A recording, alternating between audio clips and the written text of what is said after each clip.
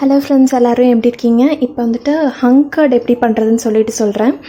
அது வந்துட்டு ஒன்றும் இல்லை, நம்ம தயிர் யூஸ்வலான வீட்டில் பெற போட்ட தயிர் தான் நான் எடுத்திருக்கேன், ஒரு 5-6 ஸ்பூன் கிட்ட. அதை வந்துட்டு இந்த மாதிரி ஒரு துணியில் கட்டி அடியில் ஓட்டையாக இருக்கிற மாதிரி தட்டு இது ஏதோ ஒன்று எடுத்துக்கோங்க. அதுக்கடியில் ஒரு பவுலு தண்ணி ஃபில்ட்ரு ஆகிறதுக்காக இதை வந்து நல்லா கட்டிடுங்க. கட்டிட்டு இது மேலே நல்லா வெயிட் வச்சுட்டு ஒரு கொஞ்ச நேரம் ஒரு 1 hour கிட்ட விட்டுட்டு அப்புறமா எடுத்திங்கன்னா நல்ல திக்கான கர்ட் கிடைக்கும். அதுதான் பார்த்திங்கன்னா ஹங்கர்ட்னு சொல்லுவாங்க. இந்த பன்னீர் வீட்டிலே பன்னீர் பண்ணுற ரெசிபி மாதிரி தான் கிட்டத்தட்ட இதுவும். கடைசியாக இந்த வெயிட் வைப்போம்ல புழிஞ்சிட்டு அதே மாதிரி தான். இதை நான் வெயிட் வச்சுட்டு காமிக்கிறேன் உங்களுக்கு. நான் வந்துட்டு இந்த மாதிரி ஒரு வெயிட் வச்சுட்டேன்.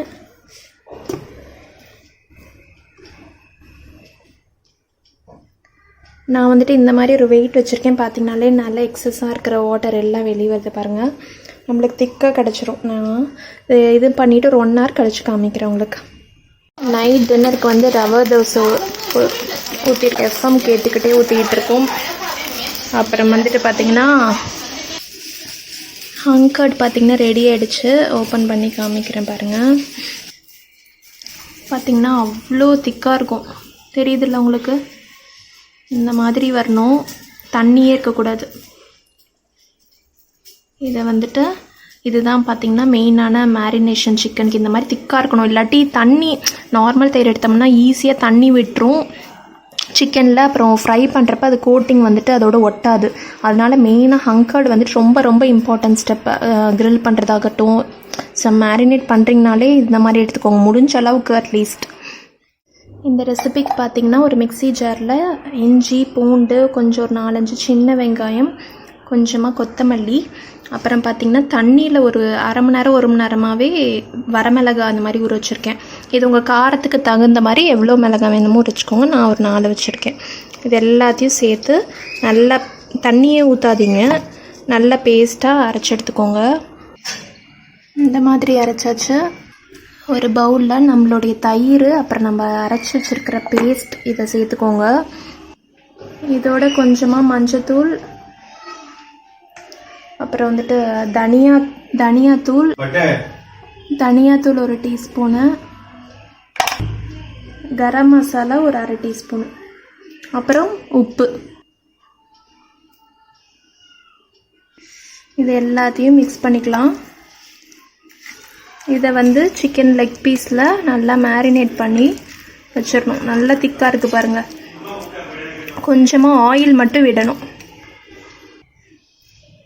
கொஞ்சமாக ஆயில் விட்டு நல்லா பசஞ்சிருக்கேன். பார்த்தீங்கன்னா எவ்வளோ திக்காக இருக்குது. இந்த மாதிரி இருக்கணும். சிக்கன்லேயே கொஞ்சம் தண்ணி விடும். ஸோ உங்களுக்கு வந்து கரெக்டாக இருக்கும். இங்கே வந்து 4 லெக் பீஸ் இருக்குது. இதில் வந்துட்டு தடவி மேரினேட் பண்ணி ஓவர் நைட் வைக்க போகிறேன். நல்லா மேரினேட் பண்ணி ஓவர் நைட் இருக்கட்டும். நான் நெக்ஸ்ட் டே உங்களுக்கு க்ரில் பண்ணுறப்ப காமிக்கிறேன். இன்றைக்கி பார்த்திங்கன்னா ஒரு கேக் ஆர்டர், நாளைக்கு வந்துட்டு டெலிவரி. பார்த்திங்கன்னா பிளாக் ஃபாரஸ்ட்டுக்கு 2 kg இப்படி தான் வந்துட்டு பண்ணியிருக்கேன். எப்படி இருக்குன்னு சொல்லிட்டு சொல்லுங்கள். முடிச்சாச்சு. இப்போ தான் முடிச்சுட்டு ஃப்ரிட்ஜில் வைக்கிறேன். இப்போ க்ரில் பண்ணுறதுக்கு பார்த்திங்கன்னா இந்த மாதிரி பேக்கிங் ட்ரேயில் அலுமினியம் ஃபாயில் நல்லா ஸ்ப்ரெட் பண்ணி வச்சுருக்கேன். நம்ம மேரினேட் பண்ணியிருந்த சிக்கன் இதை வந்துட்டு நல்லா ஃப்ரீசரில் வச்சதுனால முன்னாடியே எடுத்துட்டேன். ஒரு 4 hours முன்னாடியே எடுத்துகிட்டு நல்லா இதாகிடுச்சு. இப்போ இதை எடுத்துகிட்டு இப்போ ஒன்று வச்சிடலாம்.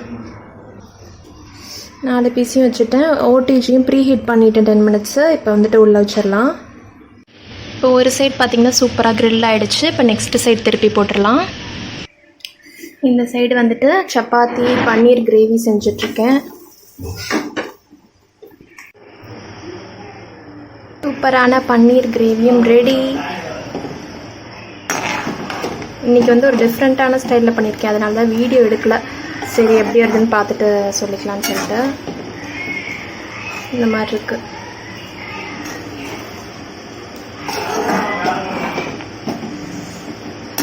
இதுதான் எங்களுடைய டின்னர். க்ரில்லும் சூப்பராக ரெடி ஆகிடுச்சு. கரெக்டாக இருக்குது. ஃபஸ்ட்டு வச்சுருந்த பிளேஸ்லேருந்து எடுத்து கொஞ்சம் கீழே வச்சுட்டேன், ஏன்னா அதே பிளேஸில் வைக்க வேணாம். ஸோ அந்தளவு மட்டும் கொஞ்சம் டார்க்காக இருக்குது. மற்றபடி இது பார்த்தீங்கன்னா சூப்பராக வந்துருக்கு.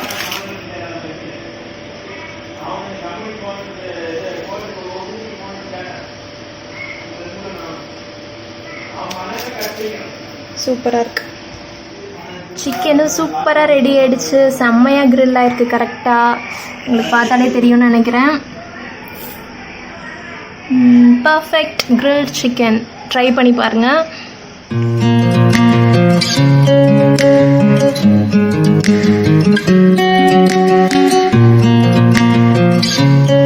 Rithva is waiting. போய் கை கழுவிட்டு சாப்பிட்லாம் போ.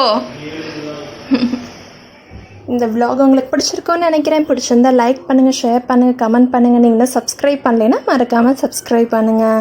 நான் ஆர்த்தி மறுபடியும் உங்களை வேறு இன்ட்ரெஸ்டிங்கான வீடியோவில் சந்திக்கிற வரைக்கும் பாய்.